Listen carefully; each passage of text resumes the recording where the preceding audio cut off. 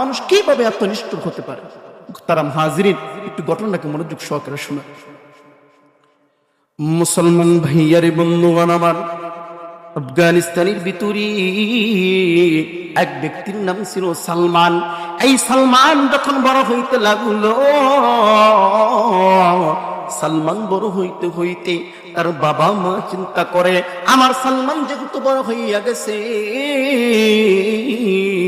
সালমানকে সুন্দর একটা রমণী দেখে তাকে বিবাহকে সম্পূর্ণ করা দরকার। সালমানের মা চিন্তা করে দেখি, না না না, আফগানিস্তানের ভিতরে এমন কোন সুন্দরী রমণী পাই না। এরে মুসলমান বন্ধু, সালমানের মা চিন্তা করে দেখে কোনো মহিলা পাই না। সর্বশেষের পরে একজন সুন্দর রমণী পাইছে। এই সুন্দরী রমণীর নাম হইল ফাতেমা। এরে মুসলমান বন্ধু,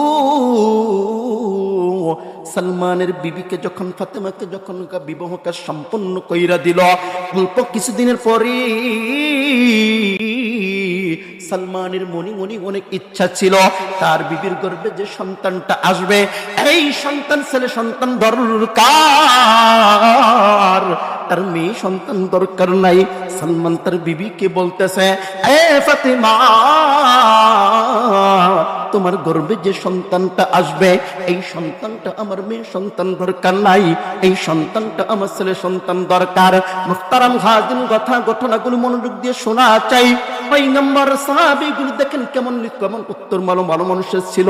এই যে আফগানিস্তানের ভিতরে এই ব্যক্তিটা কেমন করতেছেন। সালমান ডাক দিয়ে বলে, ফাতেমা, তোমার গর্ভে যে সন্তানটা আসবে, এই সন্তানটা আমার ছেলে সন্তান দরকার, আমার মেয়ে সন্তান দরকার নাই। তারা মুহাজিরিন, সালমানের বিবি এইভাবে আল্লাহর কাছে কান্দে, আল্লাহ, আমার গর্ভে যে সন্তানটা আছে, এই সন্তানটা আমার ছেলে সন্তান দরকার, আমার মেয়ে সন্তান দরকার নাই। কিতাবের লেখক লিখে, সালমানের বিবি এইভাবে দোয়া করে মুসলমান, কিন্তু আল্লাহ পাক দোয়াটা কবুল করে নাই। তার বিবির গর্ভে প্রথমে কন্যা সন্তান আসছে। সালমান ডাক দিয়ে বলে, ফাতেমা, মনে মনে চিন্তা করছিলাম তোমার গর্ভে যে সন্তানটা আসবে, এই সন্তানটা ছেলে সন্তান আসবে, কিন্তু না না না, তোমার গর্ভে কিন্তু মেয়ে সন্তান আসছে। সালমানের বিবি ডাক দিয়ে বলে, ও পানের স্বামী, মনে হয় আল্লাহ পাক প্রথম সন্তানটা আমাকে কন্যা সন্তান দান করছে, পরবর্তী যে সন্তানটা আসবে, এই সন্তানটা মনে হয় ছেলে সন্তান হইবে। মুহতারাম হাজির, ঘটনাগুলো মনোযোগ দিয়ে শোনা চাই। সালমান এইবার ডাক দিয়ে বলে, ফাতেমা, তোমার গর্ভে যে সন্তানটা এখন আসবে, এই সন্তানটা আমার কিন্তু ছেলে সন্তান দরকার। কিতাবের লেখক লেখেন, না না না না, সালমানের বিবির গর্ভে একটা ছেলে সন্তান আশা করিয়া পর্যায়ক্রমে 6টা ছেলে মেয়ে সন্তান হয়েছে। সালমান এইবার ডাক দিয়ে বলে, হে ফাতেমা, একটা ছেলে সন্তানের আশা করিয়া তোমার গর্ভে পর্যায়ক্রমে 6টা মেয়ে সন্তান আসছে। আমি তোমাকে বলতেছি ফাতেমা, তোমার গর্ভে যে সন্তানটা আছে, এই সন্তানটা আমার কিন্তু মেয়ে সন্তান দরকার নাই, এই সন্তানটা আমার ছেলে সন্তান দরকার। তোমার গর্ভে যদি মেয়ে সন্তানটা, যদি ছেলে সন্তান না আসে, আমি কিন্তু তোমাকে বাড়ি থেকে আলাদা করে দিব, আমি কিন্তু তোমাকে তালাক পর্যন্ত দিয়ে ফেলবো। বিবি ডুববে কান্দে, রাতের বেলায় যাই নামাজ বিছাইয়া আল্লাহকে ডাক দিয়ে বলে, আল্লাহ, সন্তান দেওয়ার মালিক কিন্তু আল্লাহ, তুমি সন্তান দেওয়ার মালিক, আমার স্বামী কিন্তু সালমান নয়, সন্তান দেওয়ার মালিক আমার শ্বশুর নয়, সন্তান দেওয়ার মালিক এলাকার কোন চেয়ারম্যান নয়। ও আল্লাহ,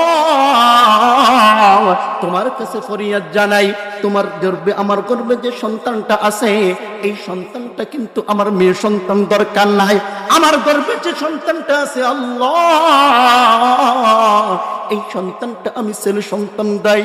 আল্লাহ পাকের বান্দি যখন এইভাবে কাঁদতেছে, সালমান ফার্সি রাতের অন্ধকারে বিছানা থেকে এমন একটা চিৎকার দিছে, মুসলমান। সালমান ডাক দিয়ে বলে, এই পানের বিবি কোথায় চইলা গেলা, কোথায় চইলা গেলা, তোমাকে আমি খুঁজতেছি। সালমানের বিবি ফাতেমা চক্ষুগুলো বন্ধ কইরা দুটা শেষ কইরা বিবির কাছে গেছে, স্বামীর কাছে গেছে। ডাক দিয়ে বলে, ও পানের স্বামী, পাগলের মতো কেন ডাকতেছেন? আপনার কি হয়েছেন বলেন না। ডাক দিয়ে বলতেছে, এই পানির বিবি, এই ফাতিমা, রাত যখন গভীর হইয়া গেল, আমি এমন একটা দুর্ঘটনা শব্দ দেখছি, এমন একটা বাজে স্বপ্ন দেখছি। রাত যখন গভীর হয়, আমি দেখতেছি আজরাইল আলাইহিস সালাম আয়েশা আমার জানটা কবজ কইরা নিছে। আমাকে বড়ই পাতার গরম পানি দিয়া সুন্দরভাবে আমাকে গোসল করাইছে। আমাকে আতর গোলাপ যত রকমের চুন পাউডার আছে সব কিছু আমাকে দিছে।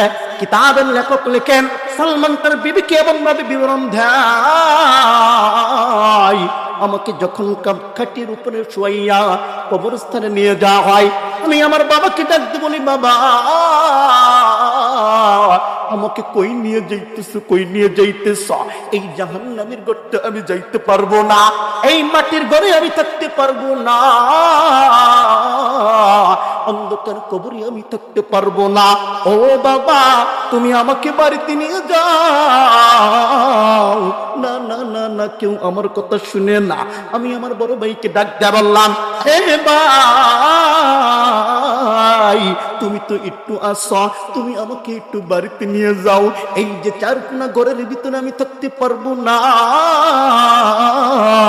না না না না, কেউ আমার কথা শুনে না। অল্প কিছুক্ষণ পরে আমাকে যখন মাটির ভিতরে শুয়াই দিল, মসজিদে ইমাম সাহেব হুজুর ডাক দিয়ে বলতেছেন, বিসমিল্লাহি ওয়া আলা মিল্লাতি রাসূলিল্লাহ। এইভাবে বুকের ভিতরে আমাকে 3 বার বলল। অল্প কিছুক্ষণ পরে মানুষ যখন আমার কাছ থেকে চইলা গেল, আরে মুসলমান, কে যেন বাহিরে বসে রইছ, আজকে কথাগুলো শুনতেছ না, আল্লাহ পাকের দেখানো পথে চলতেছ না। কিয়ামতের ময়দানে আল্লাহ পাক যদি এই যে সুলাইমান সালমানি হুজুর আমার সামনে বসে রইছে, আল্লাহ পাক যদি বলে, এ সুলাইমান সালমানি, ওই যে বিষ্ণুপুর মাহফিলের ভিতরে